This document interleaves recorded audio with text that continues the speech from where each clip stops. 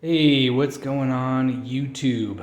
Gonna do a quick video today on my KTM 450, how to swap out the spring in the rear. I'm a bigger guy. I weigh close to 200 pounds, so I had to swap out springs. This one is a Racetech spring. You can go to their website, put in your riding style, your weight, your height, and it'll tell you exactly what spring you need to get. And so this is how to swap it out. The plastics can stay on everything. You don't have to remove the wheel. You don't have to remove, basically all you got to do is take out 2 bolts. Super easy. This is one bolt that you have to loosen, and that is for the tension on the spring. So that guy right there.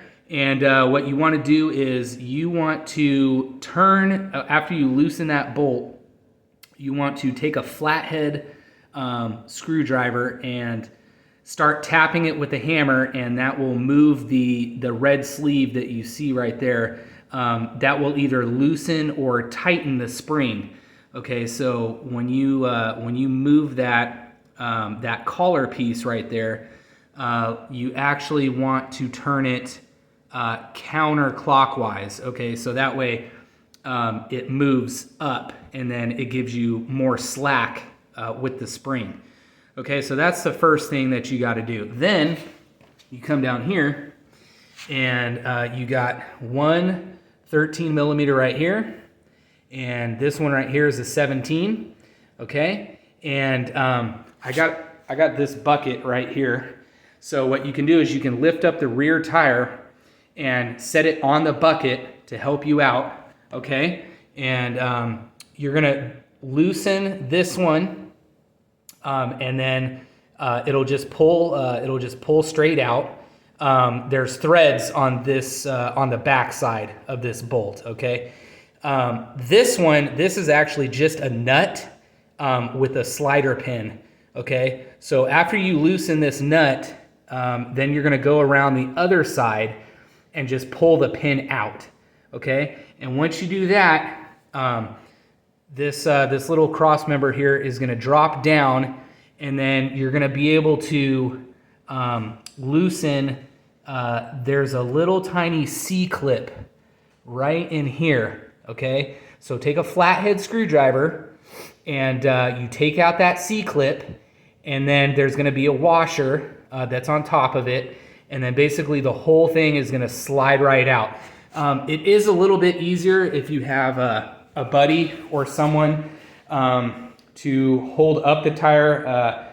I tried, the bucket method is only gonna lift up the rear so much. So it is easier if you have a buddy. However, I do think it's doable if you can use a bucket. And then also I have a center stand right here.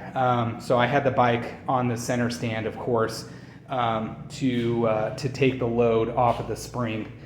So you will need, I guess you could use a jack as well if you have a motorcycle jack, or you can even use a regular floor jack with a piece of like a 2x4 to get the bike up. But that's basically it. You put those two bolts back on. And then you'll have to retighten that little collar pin right there at the top. Make sure to also, you want these torqued. Sorry, I don't have the torque numbers on me, but my the previous owner had marked them there. So, and I tightened them down pretty freaking good. I'm gonna guess probably 50 to 60 foot-pounds of torque, something like that. But yeah, that's basically it. And then later on, I'm gonna have to get on the bike and check the rider sag and do all that stuff to dial it in. I think on this bike it calls for 110 centimeters, millimeters, something like that. It's in the handbook, but I'm gonna mess with that later because it's too damn hot in this garage. But anyway, hope this helps you guys out, And this is my 2016, and it's a 450 XCF model. This thing absolutely rips. I freaking love it. Just got new plastics on it, did the oil change, new fuel filter. Everything else looks pretty sweet. Yeah, can't wait to rip this thing in Arizona. So if you guys are out in Arizona, give me a shout out. Maybe we'll meet up at Boulders or something like that. So, all right, have a good day. Bye.